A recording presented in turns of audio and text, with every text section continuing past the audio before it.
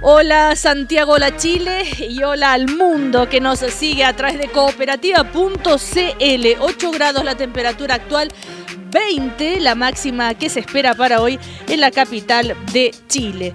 Comenzamos nuestro primer café, 3, 2, 1, así es el cuento hoy día. Vamos a empezar por el 01 de Camilo Escalona. ¿Cómo está Camilo? Muy buenos días. Buenos días. Pucha, el Colo. Ya. Estamos celebrando todavía la 30ª. Más cerca del micrófono. Se encuentra todavía todo el pueblo colocolino celebrando la 30ª estrella, incluidos los jugadores. Entonces, no fue muy buena la performance con Palestino. Ok, ya. Ojalá que sigan celebrando. Dicen que la Católica está cada vez mejor. Pero no me extraña si tiene ahí a este nuevo presidente, don Luis Larraín, que es el director ejecutivo de Libertad y Desarrollo y presidente de la Católica, con el 2-0. Sí, debutamos en la Copa Chile, sí, con Curicó, ganamos 2-0, jugamos básicamente con jugadores de las divisiones menores. Y el 3-0 de Patricio Zapata, que es el decano de la Facultad de Derecho de la Universidad de las Américas, también académico de la Universidad Católica y sobre todo últimamente muy dedicado como abogado constitucionalista. ¿Cómo está? Bien, muy bien, Cecilia. Contento, me imagino. Sí, además que fue en un lugar que para nosotros es muy maldito, que en el Estadio de la Calera, así que fue una victoria importante. Especial. Simbólica. Además la Unión se llevó a Mirosevic. Así es, así supe. Del fin de semana. ¿Cuánto? No sé cuánto. A mí me gustaría que alguna vez en los diarios le dedicaran tantas páginas a los salarios y al negocio del fútbol como le dedican, por ejemplo, a la reforma tributaria. Es impresionante el negocio del fútbol. El otro día leí un artículo de por qué, además, tantos millonarios en el mundo se dedican a tener clubes de fútbol. En fin, ¿es realmente un gran negocio o es por pura pasión y tengo que seguir creyendo en el romanticismo del fútbol? Luis Larraín. Yo creo que los millonarios que se dedican a tener equipos de fútbol, más bien gastan la plata que se han ganado en otras partes en el fútbol. O sea, la verdad es que el fútbol en sí mismo, como negocio, no es un gran negocio, a pesar de que mueve grandes cantidades de plata. Pero tiene la característica que más bien todos estos magnates rusos o árabes, digamos, que están invirtiendo en los grandes equipos, la plata no se la han ganado en el fútbol, se la han ganado en otros negocios. No, sí, pero... Y finalmente es tanta la pasión que despierta de que están dispuestos a gastar cantidades importantes de plata con tal de tener un equipo campeón. Eso es una ilusión muy grande. Patricio. Sí, yo no descartaría que en algunos casos, como es una actividad que no siempre está muy regulada y no siempre es demasiado transparente, en algunos casos pudiera servir para lavar o blanquear recursos económicos que se han obtenido por vías más discutibles. Pero yo estoy de acuerdo, en la mayoría de los casos parece ser que es un hobby carísimo que se hace en algunos de estos mega multimillonarios del petróleo o del gas natural, sea ruso, árabe. Pero claro, todo lo que sea avanzar en transparencia es bueno para que esta actividad no pierda lo lindo que tiene. Las cifras del equipo campeón que comentamos la semana pasada, fútbol del Reino Unido, Manchester City, por Pellegrini, fue sancionado por tener pérdidas consecutivas durante 3 años seguidos por la Unión Europea del Fútbol Asociado, la UEFA, lo que indica claramente que ahí está la huella del lavado de dinero, porque ¿cómo es posible que un equipo que mueve ese volumen de centenares de millones de dólares todos los años sistemáticamente tenga pérdidas, por las cuales fue sancionado? Y que han sido campeones 2 de los últimos 3 años. Oiga, bueno, está también el tema de la selección chilena de fútbol, que ya Alexis se llega hoy, que se suman los entrenamientos de La Roja. Dicen que se viene ya la segunda poda, ¿no? Como le llaman a esto de que la primera nómina de los 30, después hay que sacar unos cuantos. ¿Y alguna apuesta? ¿Quiénes se van? ¿O quiénes se quedan sí o sí? ¿No? Un arquero se tiene que ir. Sí, bueno, pero ¿cuál? Evidente. No. Yo me atrevo a decir, yo creo que es mejor irnos con Bravo, con Toselli y con Garcés. porque el otro... Y por lo tanto dejar fuera a Johnny Herrera. Claro, sí, mucho lío, por eso, tú. Mucho lío judicial. No solo eso, o sea, fíjate que independientemente del tema ético, yo creo que Herrera está jugando la mitad de lo que jugaba hace 2 años. Esa es la impresión que yo tengo. Entonces, ni siquiera por la cuestión... Oigan, aprovechen este momento. Yo creo que están cumpliendo el sueño de ser comentarista deportivo en una radio que le escuche todo el mundo, por favor. Estamos al aire libre. Claro, Camilo Coluna. Como dice esa vieja filosofía que pastelero tus pasteles, ¿ya? De repente uno incursiona en áreas que no son las propias. Entonces puede meter la pata o hacer el ridículo. Así que, pero yo tiendo a compartir. Pero vi, por ejemplo, esos partidos que jugó Garcés. Que fueron francamente espectaculares. Entonces porque dicen la prensa de que sería Garcés el eventualmente que tuviera que abandonar el equipo, pero ha tenido un comportamiento espectacular. Bueno, Luis Larraín. No, a ver, yo abogo por Toselli. Toselli ha tenido un año francamente bueno, ha sido muy regular, digamos. Yo creo que se ha ganado un lugar en el equipo. Ya en la convocatoria pasada Toselli estuvo en el grupo previo y no fue, digamos, porque había otros arqueros de más experiencia que él, pero yo creo que ahora va a ir. Y claro, se quedaron fuera 3 jugadores, 2 centrodelanteros y Enzo Andía, que es defensa de la Universidad Católica. Y ahí hay como una apuesta de Sampaoli que es interesante. Aparentemente él está apostando mucho a Jorge Valdivia como lo que llaman un 9 falso, ¿ya? Porque dejó a dos centrodelanteros afuera. Estaría quedando Valdivia y Pinilla arriba, como delantero. Bueno, Alexis también ha jugado como centrodelantero, depende de cómo juegue el equipo al final. Bueno, ese es el tradicional comentario de fútbol de hoy. No ha habido tranquilito, no ha habido mucha disidencia. Vamos a ver en los temas que siguen. Este diario, Publimetro, que es un diario que se lee tanto en el metro por tantos ciudadanos, ¿no es cierto?, porque es de distribución gratuita, tiene un tremendo titular que dice: Presidenta firma hoy proyecto de fin al lucro. Y vamos a hablar del lucro nuevamente. Recuerdo haber vivido tantos primer café tratando de definir los panelistas qué es el lucro, qué no es el lucro, si el lucro es cuando tú lucras con dineros del Estado o no. En fin, la reforma educacional se viene con tutti. Hoy firman los proyectos que, como decíamos, pone fin al lucro, la selección y el copago. Y está también el tema de las declaraciones del ministro Izaguirre sobre el tema de esto de que los colegios con nombre en inglés y que las familias a veces creen que están comprando o a veces se les vende una ilusión, algo que también ha generado algunas reacciones. Camilo Escalona. Bueno, en todo orden de cosas. Vivimos en una sociedad tan mediática que la publicidad juega un rol tan determinante que no creo que eso sea una particularidad de la educación. Y sí me parece que esa manera de pensar que los pobres toman decisiones exclusivamente por los impulsos mediáticos que reciben es profundamente ofensiva. No, profundamente ofensiva respecto a la gente de menos recursos. Porque uno tendría que llegar a la conclusión a partir de esa frase que siempre los pobres deciden por la propaganda que hacen de las cosas. Entonces en su trasfondo profundo no hago mía esa afirmación. Uh-huh. Pero reconoce una gran influencia de cuando los nombres, estos colegios que tienen esos nombres en inglés y que pueden generar a veces una falsa expectativa. Pero eso es válido también para la gente de elevados recursos. También, por supuesto. Porque, por ejemplo, pero muchas personas están dispuestas a pagar un colegio particular, ¿sí?, simplemente por el hecho de señalar en su círculo social que sus familias van a ese colegio. Está dispuesto a pagar millones de pesos de matrícula y está dispuesto a pagar una elevadísima mensualidad para decir, mire, yo tengo a mi hijo en tal colegio, Pero esos colegios por lo general suelen ser los que reducir en consecuencia el criterio a los más pobres. O lo toma por ese lado, no por el lado de... Creo que, fíjese lo que voy a decir, creo que es una afirmación clasista la que hace el ministro, porque adjudica a los más pobres una cualidad de la que excluye a los más ricos. Luis Larraín. Bueno, yo tampoco estoy de acuerdo con el ministro.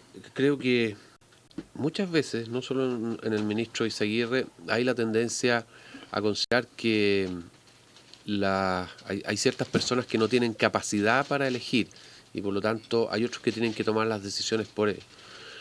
Obviamente que en la elección del colegio intervienen muchos criterios, pero hay una cuestión que es fundamental. Toda la gente quiere que su hijo esté en un buen colegio y que ojalá reciba una educación mejor que la que recibió él. Esa es la gran aspiración de todos los chilenos. Y al hacer eso, bueno, toman en cuenta varias cosas, si el colegio ofrece inglés o no ofrece inglés, la infraestructura que tiene el colegio, la ubicación, etcétera. Son muchos los criterios. Y yo creo que decir a priori que se equivocan los padres y apoderados que eligen ciertos colegios no corresponde.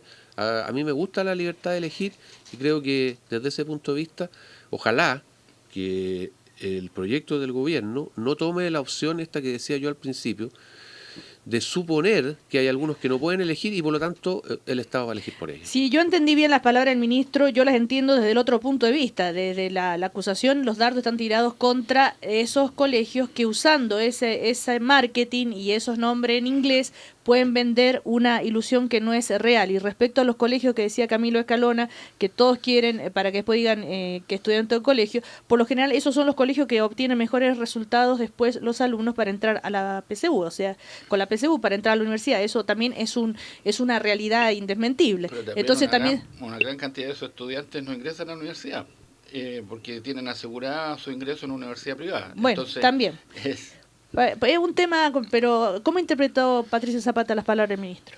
Mira, hace 3 meses, en una improvisación más privada, entiendo yo, él hizo también una descalificación bien brutal dirigida a la BC1, a sus antiguos compañeros de curso del Verbo Divino. Entonces yo en verdad yo creo que no, él hablaba de que eran unos tarados que solo porque tenían redes le iba bien. Idiota. Claro. Sí. Bueno, pero yo creo que con un gobierno que a mí me tiene bastante entusiasmado el nivel de energía, el nivel de entusiasmo en el cumplimiento del programa, va a ser súper importante que las distintas personas que tienen responsabilidades superiores, piensen 2 veces antes de hablar. Yo creo que eso va a ser súper importante. Cuando uno está haciendo muchas cosas que son necesarias y cosas que para el país a mi juicio son positivas, yo creo que es muy importante pensar 2 veces antes de hablar. Yo creo que la ciudadanía mira con una mirada positiva a una presidenta que está tratando de cumplir su programa. Yo creo que cuando uno pensaba en lo que iba a ser el retorno de la presidenta Bachelet a un segundo periodo, podía haber algunas personas que pensaran, pucha, las segundas veces no son buenas, ¿cuál es el sentido de volver? ¿Van a volver las mismas personas? ¿Por qué, digamos? Y yo creo que lo que ha pasado en estos primeros meses desmiente absolutamente esa idea como de inercia o de repetición. Hay una cuestión con mucha fuerza y a mi juicio muy importante. Pero eso mismo, ese nivel de despliegue, a mi juicio exige altos niveles de tino, de prudencia y de humildad. Porque no vaya a ser que se confunda la energía, el entusiasmo con hiperventilarse. Entonces yo simplemente creo que uno puede hacer una crítica al hecho de que en Chile tenemos mucho clasismo en todos los sectores sociales. Uno puede decir que a veces los padres tomamos decisiones sin tener información de calidad en materia educativa. Y falta más información, en fin, uno puede decir esas cosas, pero creo que hay que decirlas bien. Así que yo creo que la moraleja de ese discurso de la semana pasada del ministro es que todos tienen que ser más prudentes, porque en un momento en que se están discutiendo tantas cosas y tan importantes, cada desliz, cada traspié enreda las cosas, complica las cosas y al final es un boomerang. Lo importante es que no haya al final lucro. Eso es lo importante. Vamos con eso. Entonces, como pasa lo mismo que con la reforma tributaria, discutimos los temas que no son de fondo. El fin al lucro es lo importante. Yo entiendo que los colegios particulares subvencionados por su razón jurídica no tienen como propósito retirar utilidades. Es decir, algunos sí, Entonces es un colegio particular, no es particular subvencionado. No, pero espérate, Camilo. Entonces ahí el problema. En educación escolar, en educación superior, en educación superior hay una disposición expresa que dice que las instituciones no pueden tener fines de lucro. Lógico. En educación escolar no hay disposición alguna al respecto, y de hecho hay muchas sociedades que son sociedades comerciales, la mayoría de ellos organizados por, digámoslo, pymes de la educación. Un rector del colegio con su mujer te ponen un colegio. No, yo conozco mucho de eso, sobre todo en las regiones. Y son sociedades comerciales, Camilo. O sea, que por definición son con fines de lucro. Entonces, yo creo que ahí, bueno, ese ya es como la discusión de fondo. Yo creo, y puede que no estén de acuerdo aquí mis contertulios, yo creo que el problema en educación, especialmente en educación escolar, no tiene que ver con el lucro, tiene que ver con otras cosas. Y por lo tanto, no exclusivamente. Y por lo tanto, eliminar el lucro no va a ser un aporte, como tampoco lo va a ser eliminar el financiamiento compartido de los colegios. Fíjate que hay aproximadamente 600 millones de dólares al año que aportan padres y apoderados como financiamiento compartido, vale decir, además de la subvención del Estado, ellos ponen un poco de plata. En promedio son 17.000 pesos mensuales, pero hay algunos que ponen desde 5.000 pesos hasta otros que ponen 70.000 pesos. Sí, yo entiendo que había una permisividad muy elevada, como por ejemplo que había sociedades inscritas con el propósito de expendio de carnes, ¿no? Es decir, carnicería, que al mismo tiempo habían adosado, ¿no? Habían extendido el giro de sus actividades a las actividades educacionales. Con motivo de la subvención escolar completa, eso se corrigió. Así es. De manera que eso ya no se puede hacer. Es decir, tiene que ser una razón social con fines educacionales. Así es, y me parece bien, pero eso no significa necesariamente, Camilo, que sea sin fines de lucro. Lo que tiene que resolverse ahora es precisamente que esa sociedad con fines educacionales, cuando recibe la subvención escolar y luego recibe la educación escolar preferencial, que en una enorme mayoría de los casos se ocurre porque residen en niños vulnerables, no puede hacer retiro de utilidades, ¿no? Porque en consecuencia, si no, entiendo yo que estaríamos en la otra situación, que sería una educación particular. Bueno, hay dos temas ahí importantes. Uno es el lucro, el otro es el famoso financiamiento compartido. Yo le estaba diciendo, hay 600 millones de dólares al año, 600 millones de dólares al año que los padres y apoderados ponen para mejorar la educación de sus hijos. Sí. Yo entiendo, porque el proyecto no está, yo entiendo que, por lo que se ha dicho, el proyecto del gobierno va a prohibir eso. O sea, no va a permitir que un padre ponga 5, 10, 15 o 20 mil pesos adicionales al colegio particular subvencionado donde está su hijo para mejorar la educación. Eso a mí me parece de partida una discriminación arbitraria, porque resulta que al 8% de personas que mandan sus hijos a colegios particulares pagados que no reciben subvención, obviamente sí se les permite poner dinero para recibir una mejor educación. Y resulta que a la gente de sectores medios, por así decirlo, que quiere hacer lo mismo y que en parte quiere aportar con su dinero de su bolsillo para mejorar la educación de sus hijos, no se les va a permitir. O podemos decir al revés, ¿no será que no se le va a permitir a esos colegios cobrar un adicional para tener una buena educación? Lo que ocurre es que los estudios indican, se puede decir de las dos maneras. Los estudios indican, estudian clarísimamente.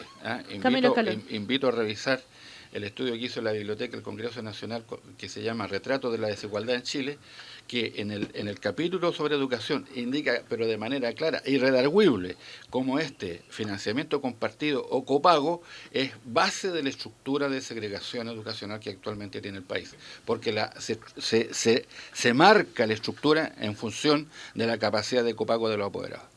Ya, pero espérate, yo respecto al tema de la segregación, claro, la segregación es una fea palabra, pero resulta que en todos los ámbitos hay diferencias entre lo que las personas aportan, lo que reciben, etcétera. En otros aspectos lo llaman segmentación. Aquí se ha usado esta palabra segregación.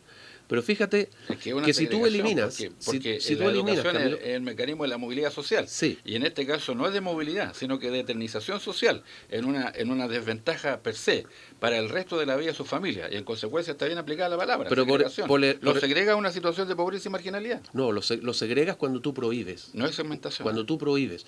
Cuando tú no prohíbes, no segrega. Y fíjate que es lo siguiente, el resultado es que vamos a pasar de segregación a apartheid, en la cual un 8% de la población, que coincide más o menos con lo que era el 8%, con lo que era el porcentaje de blancos en Sudáfrica, va a poder pagar para que su niño vaya a un colegio, y el 92% restante no va a poder pagar y va a tener que recibir una educación de inferior calidad. ¿Por qué de inferior calidad? De inferior calidad, porque tú tienes que pagar profesores, tú tienes menos recursos. Fíjate que se va a renunciar. O sea, ¿la educación pública está condenada a ser mala? No está condenada a ser mala, pero es una realidad que hoy día la educación particular es mejor que la educación pública. Y por eso que ha ido disminuyendo el número de niños en educación pública. Entonces, tú quieres nivelar, pero nivelemos para arriba, no nivelemos para abajo. Yo creo que la característica fundamental de la reforma que quiere hacer el gobierno de la presidenta Bachelet, por lo que uno ha escuchado, tengo que ver los proyectos, ¿verdad? Es que quiere nivelar para abajo. Eso es. Patricio Zapata. Un poquito... definitiva la conclusión. Claro, un poquito. Mira, déjame tratar de... Nuestro Estado es un Estado de recursos medios. Tiene cierta cantidad de recursos que son recursos que ponemos entre todos los chilenos. Y muchos de los recursos los ponen los más pobres con el IVA. La mitad de lo que recauda el Estado chileno se recauda a través de ese impuesto indirecto, que es el IVA, que lo pagan proporcionalmente más los más pobres. La pregunta es, esos recursos que son de todos los chilenos, y muchos de esos recursos son de los más pobres, los vamos a usar para tratar de revertir un fenómeno que es un fenómeno muy profundo, más planetario, que es la manera que los más ricos, los más acomodados, tratan de diferenciarse, tratan de alejarse del resto de la comunidad y se forman estos campos segregados, o esos recursos que son de todos los chilenos no van a estar comprometidos en parte por lo menos en esa tarea. Entonces la pregunta, Luis, es la siguiente. Yo creo que desde hace un buen tiempo atrás la comunidad tomó la decisión de que no queríamos que los colegios seleccionaran, ni descremaran, ni segmentaran sobre la base de recursos de todos los chilenos. Si quieren hacerlo, si alguien quiere hacerlo, con sus propios recursos, con los recursos de los privados, lo puede hacer. Y de hecho, habría que llegar a un sistema muy totalitario para impedir absolutamente que las personas con su libertad y con sus recursos trataran de diferenciarse. Pero la pregunta ¿es legítimo o no que la comunidad diga, mire, aquí están estos recursos? Durante los últimos 20 años no lo hemos estado usando en los liceos municipales, o lo hemos estado usando en muy baja medida. Y lo hemos estado usando crecientemente para subvencionar a emprendimientos privados. Yo no tengo nada contra los emprendimientos, no tengo nada contra que la gente tenga una ganancia si lo hace bien. Pero la pregunta es, ¿esos recursos públicos los vamos a usar para permitir una mayor igualdad o para seguir avanzando en la segmentación? Entonces, ese es el punto, no se está obligando a la gente. Ha sido así por elección de los padres. Los padres eligen el colegio al que mandan sus hijos. Y los padres crecientemente han elegido colegios particulares. El Estado abandonó la educación municipal y la dejó... Entonces ahí tú dices los ricos tratan de diferenciarse mandando a la gente a otros colegios. No los ricos. Hay algunas frases de las autoridades diciendo lo que queremos es terminar con el hecho de que sean los colegios los que eligen a la familia, sino que sean la familia los que eligen los colegios. Ese es un slogan. Siempre es por los dos lados. Siempre por los dos lados. Por los dos lados, ya. Me parece, pero un detalle bien importante, Camilo. yo le doy carácter civilizacional. Las naciones, las culturas, las civilizaciones que progresan son las que se mezclan, los que interactúan, ¿no? Lo que llevó a la decadencia de las monarquías fue, entre otras cosas, que se casaban entre ellos, incluso biológicamente decayeron, ¿no? lo que hace ¿qué es lo que permitió que Estados Unidos fuera el país que hoy día, hace 2 siglos atrás, el término de la esclavitud, y luego la lucha contra el racismo, es decir, que se mezclaran?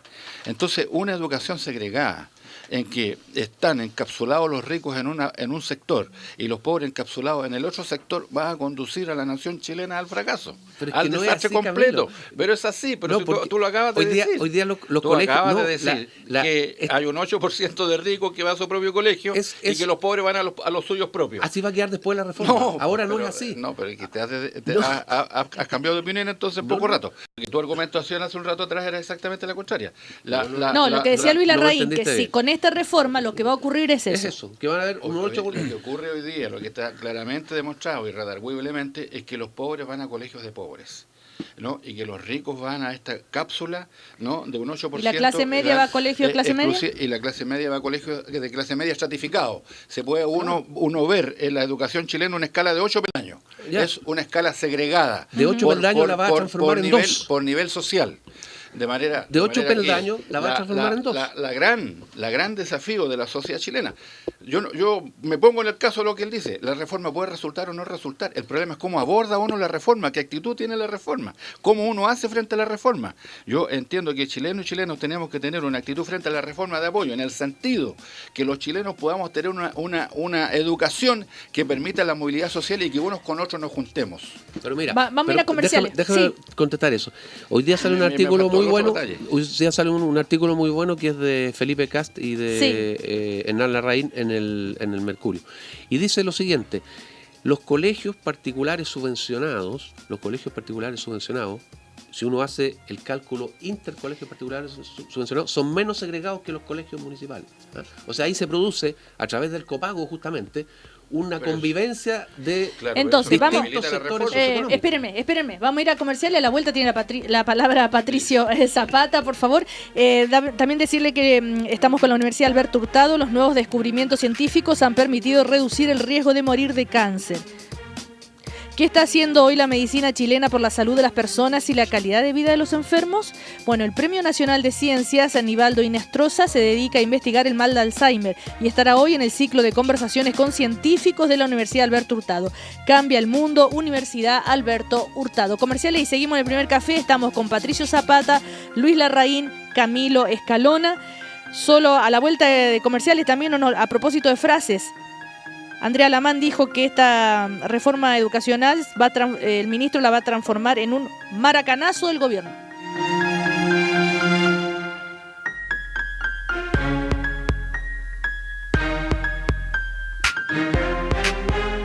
Seguimos en el primer café. GAES, líder mundial en corrección auditiva y presentes en todo Chile, brindan un servicio profesional y cercano para que las personas con pérdida auditiva escuchen y vivan mejor. Agende su chequeo auditivo gratis en gaes.cl. Y por su servicio de urgencia y porque está acreditada, Clínica Bansalud te va a gustar. Clínica Bansalud, su especialidad es hacerte sentir bien. Seguimos en el primer café, estamos con Camilo Escalona, Luis Larraín y Patricio Zapata. Estamos hablando del gran anuncio de hoy. En un ratito más, en unos minutos más, ya se va a firmar estos proyectos de reforma educacional, que tiene varios, va a ser una discusión, me imagino, enorme, porque hay muchísimos puntos, y estábamos con el tema del copago y del fin al lucro, etcétera, etcétera. Patricio Zapata. Sí, yo quería invitar a Luis en concreto, que es nuestro compañero de panel, a quien no partiéramos como se han partido otras discusiones con frases demasiado categóricas. Yo creo que por ejemplo, uno puede pensar que es tan complejo el conjunto de reformas que se plantean en educación que si no se hacen bien, uno arriesga a introducir altos niveles de desorden en el sistema, y es un sistema que afecta prácticamente a todos los hogares de nuestro país. Uno puede hacer ese tipo de comentarios, uno puede decir el acento está mal puesto, en fin, pero yo creo que la frase de que vamos a terminar en una especie de apartheid, peor de lo que tenemos, o que estamos nivelando para abajo, yo creo que no ayuda mucho. Aquí ha habido durante 30, 35 años una manera de relacionar a las escuelas municipales y en los particulares subvencionadas. Uh-huh. El resultado, después de 30 años, es que pese a los esfuerzos que se han hecho y pese a algunos progresos, porque como país en algunas materias Chile ha avanzado, es que tenemos una situación de mucha desigualdad. No puede ser que haya comunas en que prácticamente el 95% de los niños que dan la PSU sacan más de 500 puntos, y haya comunas en las que prácticamente no hay ningún niño que saque más de 500 puntos. Las causas son múltiples, la explicación son muchísimas, pero yo creo que nadie puede decir que no tenemos hoy día un problema profundo. Yo creo que desde los años 80 en adelante el sistema público, el sistema municipalizado, fue prácticamente abandonado. Podríamos discutir cuáles fueron las causas, alguien podría decir que fue una cuestión ideológica, yo ni siquiera entraría a decir si fue uno ideológico. Nunca hubo el financiamiento suficiente para que los alcaldes pudieran hacer algo, salvo algunas pocas excepciones, pudieran hacer algo eficiente y eficaz con la educación en ese momento del 55% de los niños. Entonces, esa bajada, ese descenso en la cantidad de niños que van a las escuelas municipales, yo creo que no es culpa de la ineptitud del Estado, de la ineptitud, sino que tiene que ver con muchas cosas, entre otras cosas, falta de recursos. Yo siempre me acuerdo de Gonzalo Vial, que no se puede acusar que haya sido un hombre de derecha, Gonzalo Vial, que él decía, ¿cómo se pretende que se haga educación de calidad con una subvención que era en esa época de 25 lucas, 30 lucas, 40 lucas? Entonces, si estamos todos de acuerdo que hay que aumentar esa subvención y que hay un espacio para la educación pública donde hay un problema serio, yo creo que el Estado tiene el derecho de discutir una reasignación. Y eso es lo que se está haciendo. Nuevamente, esto fue discutido, tiene que seguir siendo discutido. Yo apostaría a que vamos a avanzar en más igualdad. Yo no creo que vayamos a tener más apartheid. Creo que hoy día tenemos una situación súper segregada en Chile que urge que sea corregida. Esa es mi impresión. Pero yo pediría, Luis, que no, porque ya en la reforma tributaria partimos mal con las caricaturas, ya sea la caricatura de la derecha o la caricatura de la izquierda. Entonces yo pediría que en esta otra reforma, que es bien compleja, que es bien... Tampoco partiéramos anunciando desde ya o el fin de la educación privada, porque no es así, va a ir aumentando la subvención a los colegios particulares. Lo que pasa es que se les va a pedir a los particulares subvencionados que se ajusten a ciertos criterios. Sí. Pero no se van a acabar los colegios particulares. Yo no quisiera que los papás que están escuchando en este momento en el auto, que tienen a sus hijos en colegios particulares subvencionados, fueran a pensar que es cierta esa idea, esa campaña del terror, de que se van a acabar los colegios particulares subvencionados, porque no se van a acabar. Buena parte de la reforma consiste en aumentar el aporte fiscal a esos colegios. Lo que pasa es que ¿con qué condición? Bueno, no haya selección, que no haya copago. Y que no haya lucro. Y que no haya lucro, exactamente. Y hoy día el 30% de los colegios tiene lucro. Mira, yo quisiera hacer lo siguiente. Si la reforma consistiera en que aumentáramos los recursos de la subvención educacional, que aumentáramos los recursos para la subvención especial preferencial, que privilegia a aquellos colegios que tienen niños más vulnerables, estaríamos todos de acuerdo, no estaríamos discutiendo. Pero es que no es así. Entonces, yo creo que uno tiene derecho a tener sus propias ideas y sus propias convicciones, ¿no? Lo que no hay derecho es a tener sus propios datos, digamos. Yo creo que los datos son los que están. Y, por ejemplo, uno de los datos que está, y que es un mito que se ha creado, tú hablas del abandono del Estado de la educación municipal. Pero yo te quiero decir una cosa. Por cada niño, la educación municipal hoy día recibe y gasta más recursos que la educación particular subvencionada. O sea, ni siquiera todo el copago, que son 600 millones de dólares anuales, alcanza a equiparar las subvenciones y subsidios adicionales a la subvención por alumno que reciben los colegios municipales. Porque el Estado le pasa a los municipios, digamos, otros recursos. De manera que, si tú me dices, ha estado tan abandonada, digamos, como la otra. O sea, y desde ese punto de vista ha habido un peor rendimiento de esos colegios. Entonces, lo que nosotros pedimos es que se vea las reales causas de lo que está pasando. Y las causas tienen que ver con calidad. Y si hay en algún aspecto en que la selección esté contribuyendo a tener mayores diferencias y a impedir que la escuela tenga este efecto igualador, bueno, discutámosla, veamos qué cosas son razonables y qué cosas no son razonables. Pero lo que pasa es que la banalización de la discusión que ha habido en este país y que lo lleva todo al lucro, fíjate que en el caso del lucro, el 80% de los colegios que tienen fines de lucro son formados por familias de educadores, y no tienen más de 1 o 2 colegios. Entonces, aquí se dice, el lucro es malo. No, el lucro no es malo. En este caso no es malo. Ellos han funcionado y han funcionado bien. Hay colegios con fines de lucro, el Francisco Ramírez, por ejemplo, aquí en Santiago, que se saca sistemáticamente los mejores puntajes en el CIMSE. Y es un colegio pobre, en un sector pobre, y que tiene fines de lucro y lo hace estupendamente bien. Entonces nosotros decimos, no, el problema es el lucro. El problema no es el lucro. Los problemas son problemas más complejos, son problemas de calidad. A veces pueden ser problemas de selección. Pero por eso es que nosotros tenemos derecho a tener una opinión distinta respecto a la reforma. Ahora, el tema de fondo no será también una cuestión, lo digo ideológica en el buen sentido, ¿no? Porque siempre hay como en la palabra ideológica algo como negativo y son de principio. La educación es un derecho, hay que pagar para tener educación en una sociedad, Camilo Escalón. No, es un derecho, de eso se trata. Ahora, yo pienso que... Un derecho garantizado, digo, por el Estado. Entonces, sobre lo que dice Luis Larraín, primero, hay que precisar, yo conozco por experiencia personal de haber sido parlamentario en regiones, tanto la metropolitana como la octava y la décima, que sin lugar a dudas hay una enorme cantidad de colegios que tienen una familia que los gestiona, y en particular subvencionados. Y esa familia tiene que tener ingresos, ¿no? Actualmente esos ingresos aparecen como utilidades, ¿no? Pero no confundamos las cosas.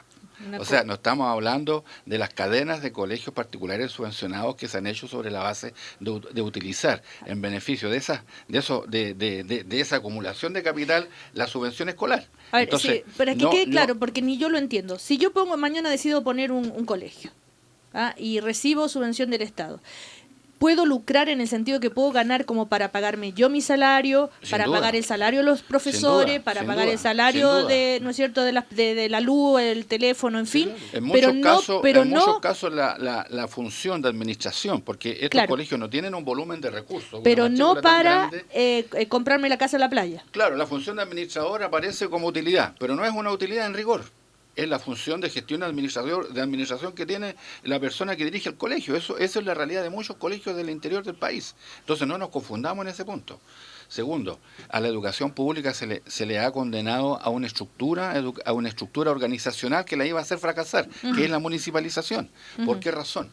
Porque no son, y eso Luis Larraín como economista tendrá que compartir conmigo, no son estructuras especializadas en educación. Voy a poner un ejemplo. En una comuna de la región de Los Lagos, no voy a decir a cuál para no enojar al alcalde, ¿no? Habían en total 12 salas de clase y el municipio tenía contratado 130 auxiliares, es decir, más de un auxiliar por sala de clase. Entonces resulta evidente de que el grueso de los municipios, no estamos aquí hablando de la excepción, de la gestión que puede hacer el municipio de Santiago respecto al Instituto Nacional, estamos hablando del conjunto, mirando el país en su totalidad. Es evidente que la organización municipal conllevaba una transferencia de recursos de los municipios a otras actividades. Tanto es así, no estoy haciendo ningún cargo gratuito. Con la subvención escolar preferencial se tuvo que enviar al Congreso Nacional una ley con un artículo que posibilitaba que se hubiesen gastado esos recursos en otros ítems.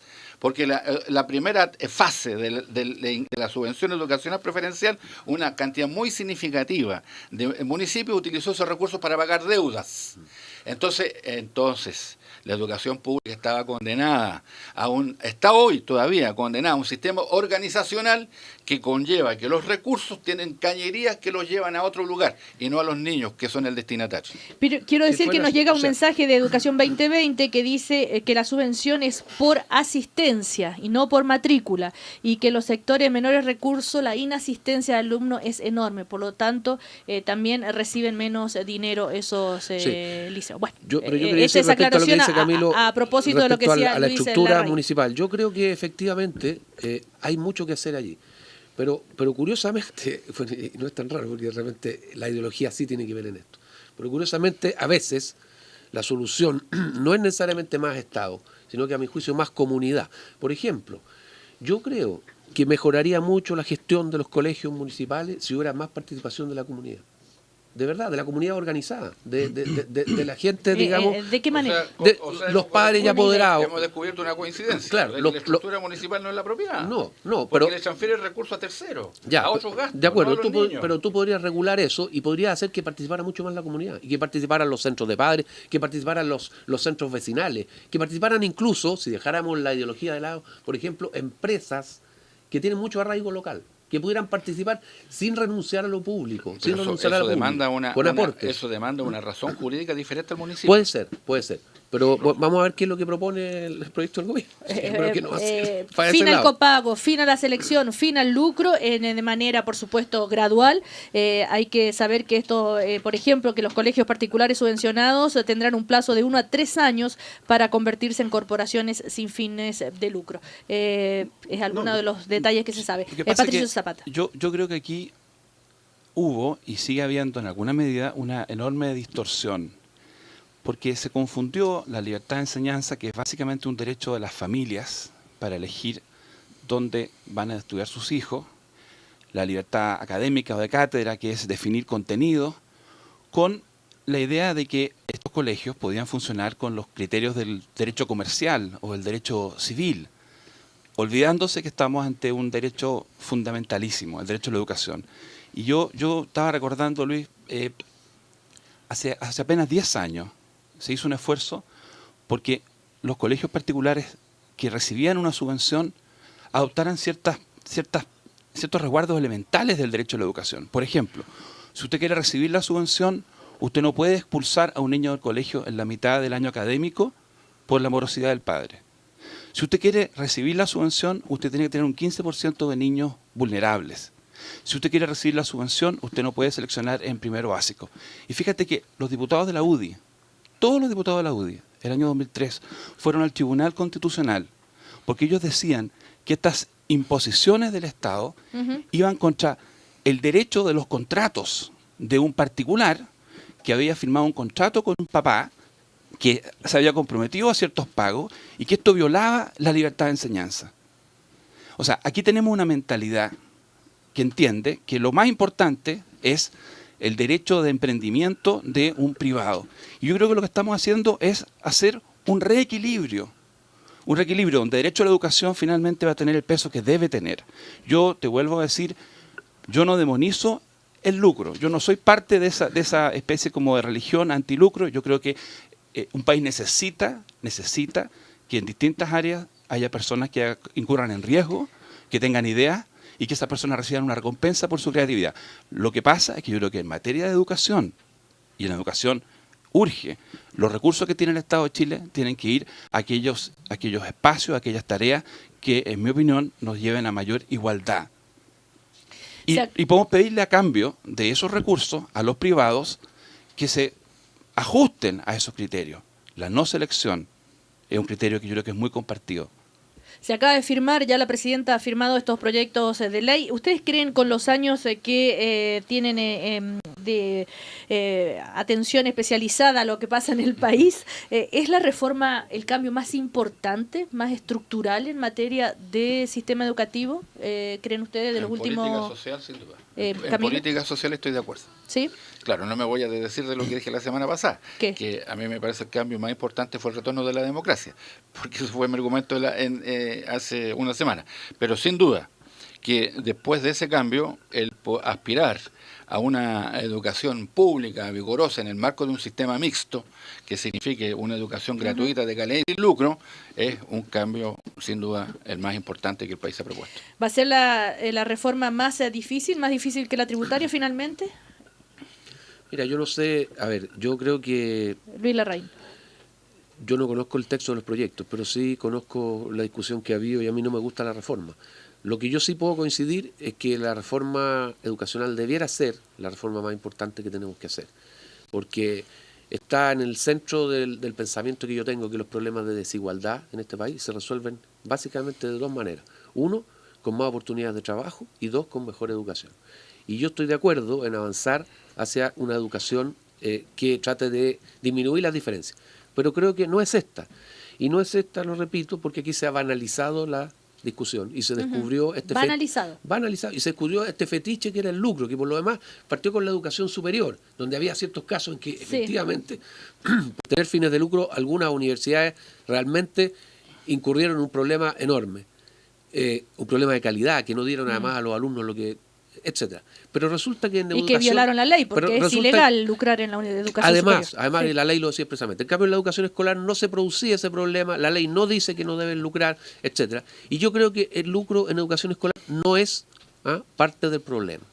Y sin embargo se está centrando, porque los slogans, porque las consignas llevaron para allá, se está centrando eso, en vez de en la calidad, en las subvenciones, en ese tipo de cosas que yo creo que realmente contribuirían. Estoy de acuerdo en que el adversario no es la persona que con mucho esfuerzo hizo un colegio particular subvencionado en la región de nuestro país, en que la educación pública no era capaz de atenderla. Y además entiendo que esta reforma tiene que tener como propósito darle un sentido.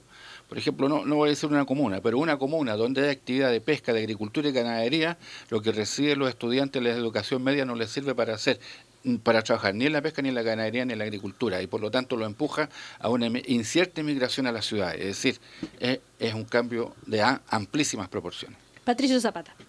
Yo creo que sería negativo que los temas que hoy día se presentan se transformaran en el único tema y coparan completamente la agenda. Y en ese sentido, sí creo que sería súper importante que el gobierno se preocupara de relevar también lo que tiene que ver, por ejemplo, con la función docente. La semana pasada, la subsecretaria, yo la escuché, decía que se estaba trabajando en un plan de apoyo a los docentes que va a significar mejoramiento de renta, que puedan dedicar más tiempo a la preparación y no estén sometidas a jornadas agotadoras de clase presencial todo el tiempo. Entonces, efectivamente, yo creo que de repente, por razones de la presión que ejerce el movimiento estudiantil, que tiene estas banderas que a Luis no le gustan, que yo las entiendo, estas banderas de no al lucro, no a la selección, de repente no ponemos en el mismo plano cuestiones que son absolutamente centrales. El tema de la función de los profesores en la sala de clase, el tema de qué es lo que enseñamos. O sea, el riesgo es que la discusión se vuelva muy materialista. Yo no le quito importancia a los aspectos económicos son súper importantes, pero a mí no me gustaría que, si estamos hablando de educación, hiciéramos una discusión puramente materialista. Aquí hay aspectos que tienen que ver con, va a sonar medio volado esto, pero con el espíritu, con el espíritu de qué es lo que estamos enseñando, qué tipo de idea de persona está detrás de la enseñanza. Esa es una de las cosas que ha estado planteando, por ejemplo, Tomás Cherz, vicario para la educación. No nos olvidemos, al final de cuentas, que todo esto que estamos discutiendo, la estructura, los recursos, la reforma de los aparatos, al final tiene que ver con una cuestión que es casi un sacerdocio, en que hay seres humanos que están aprendiendo valores, que están transmitiendo valores, que están formándose como ciudadanos. Entonces, que lo material no se coma la discusión de fondo. Y esa tarea también del Ministerio, de ir equilibrando la carga, equilibrando la agenda. Hay una entrevista el fin de semana de la presidenta Bachelet en el diario La Tercera. No estoy tratando de ser una presidenta que todo el mundo adore, pero que no hace nada, dice, entre otras cosas. Y el titular dice, el diálogo no significa que tengo que hacer lo que el otro me dice. Es decir, diálogo sí, ok, pero hasta cierto punto, ¿cómo interpretan ustedes esta postura? Es decir, sí, estamos abiertos al diálogo, pero también tengo que cumplir con mi programa. Claro, el diálogo tiene que ser para influirse mutuamente. Uno no puede partir uno de la base que si lo invitan a dialogar, lo que uno piensa es lo que va a imponer a su interlocutor. Entonces, efectivamente han habido manifestaciones, yo creo, de intransigencia y frases muy cercanas a la redición del tema del miedo, como señalé la semana pasada. Por ejemplo, la del expresidente de la UDI que dice que ya estamos nuevamente más cerca de la unidad popular, etcétera. Entonces, claro, si de eso se trata, obviamente es un diálogo que no va a ser fecundo. Entonces, es enteramente justificado solicitar que el diálogo sea para influirse mutuamente. Luis Larraín. Sí, ¿Leyó la entrevista? Yo leí la entrevista. ¿Y por qué era sobre la reforma tributaria, sobre todo, no? Leí la entrevista a la presidenta. Creo que efectivamente el diálogo no puede consistir de parte de quien concurre a dialogar con la autoridad de la pretensión de que todas sus ideas sean acogidas, porque entonces ¿para qué está la autoridad? Pero tampoco lo contrario. Tampoco simplemente un trámite burocrático. Mire, señor, yo lo voy a escuchar, diga todo lo que usted quiera, pero la verdad que no me importa lo que usted diga, porque yo tengo mi programa y voy a hacer lo que yo quiero. Entonces tampoco esos diálogos. Entonces, yo creo que, desgraciadamente, yo repito, lo he dicho muchas veces, la banalización de la discusión contribuye a que no haya diálogo, porque resulta que tú gritas una consigna, yo grito otra consigna, y ahí nos quedamos. En vez de discutir de los problemas de verdad que tenemos para mejorar la calidad de la educación. Bueno, y también decir que respecto a la reforma tributaria, Renovación Nacional ha decidido votar, o sea, están bastante... ¿Electoral o tributaria? De tributaria... No, electoral, perdón. Electoral. Sobre el binominal están bastante abiertos a aprobarla. ¿Algo más que decir? Porque terminamos, Patricio Zapata. No, muy buena semana. Muy buena semana corta. Sí. Acordarse el 21 de mayo, Cecilia, perdona, muy cortito. Acordarse el 21 de mayo no es solamente sobre el mensaje, sino que también es sobre Arturo Prat. Ok. Tendremos mucho que conversar el próximo lunes sobre este mensaje del 21 de mayo que se anuncia con harto peso específico, dicen desde La Moneda. Gracias. Patricio Zapata, Luis Larraín, Camilo Escalona. Chau, chau. Gracias.